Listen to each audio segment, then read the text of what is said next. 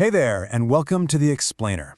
Today, we're taking our everyday observations and turning them into accurate, precise, and most importantly, polite English descriptions.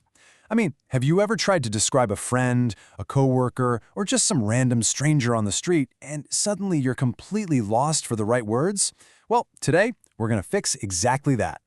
Think about it for a sec. If you had to paint a picture of yourself using nothing but words, where would you even start? Would you start with how tall you are, your hair color, maybe the shape of your face? Describing people is just one of those fundamental skills in any language. But in English, there are some very specific nuances, polite terms, and a few common traps you really need to be aware of. So we're going to build a character profile from the ground up across 4 simple steps. 1. Height and weight. 2. Faces, hair, and eyes. 3. Talking about age. And 4. Politeness and common mistakes. All right, let's jump straight into section 1. Height and weight, the overall silhouette.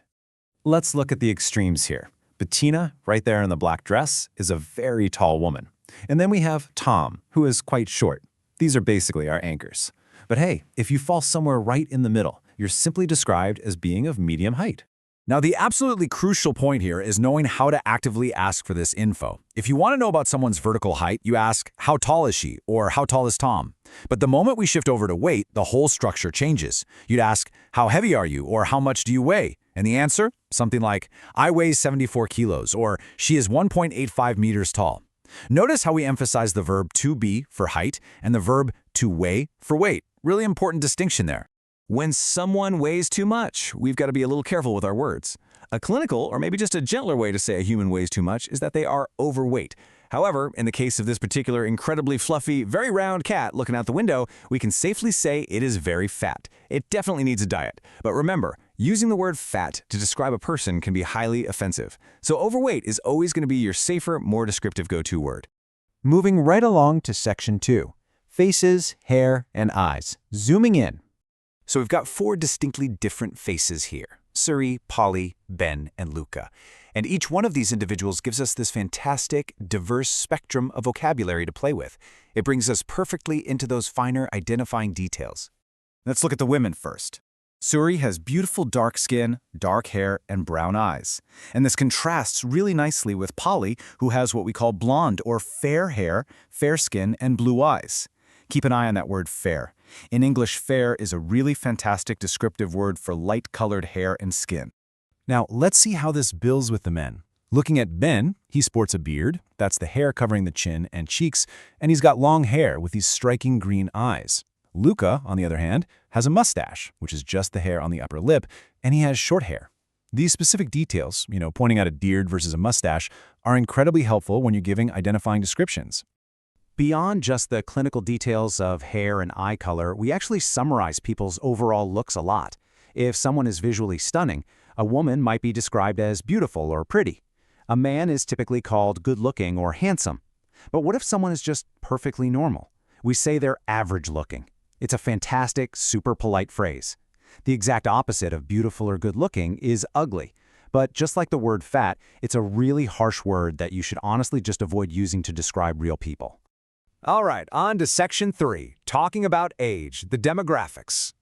Age is fundamentally a spectrum in English. If you're 14 years old, you're considered young, even though a 14-year-old usually wants to be older. A 56-year-old is squarely middle-aged, though, let's be honest, they usually wish they were younger. And a 97-year-old grandmother is considered old. But again, as we're going to see in just a second, how we talk about age really requires a touch of social grace.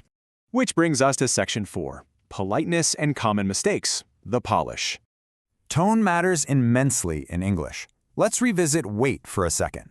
While the word thin literally means someone doesn't weigh a lot, it can actually sound a bit negative or clinical. Like, you might say someone looked very thin when they were really ill in the hospital.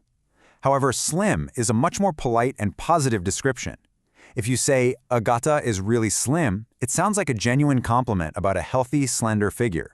It's a really similar story when we talk about age. Instead of flat out calling someone old to their face, which honestly can come across as pretty blunt or impolite in English-speaking cultures, it is so much more respectful and culturally appropriate to use the word elderly. For instance, you wouldn't say a hospital for old people, you'd say a hospital for elderly people.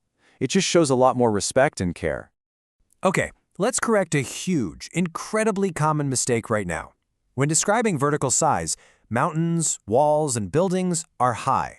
But people? People are always described as tall. Never say a person is high to describe their height. If you say someone is high in English, it usually means they are under the influence of something, not that they are 1.85 meters tall. Trust me on that one. And here's another classic trap for you. Remember when we talked about Suri's dark hair and Polly's blonde hair? When you're talking about the hair on someone's head collectively, it is always the uncountable noun hair. It is literally never hairs. You say, she has long blonde hair, not she has long blonde hairs.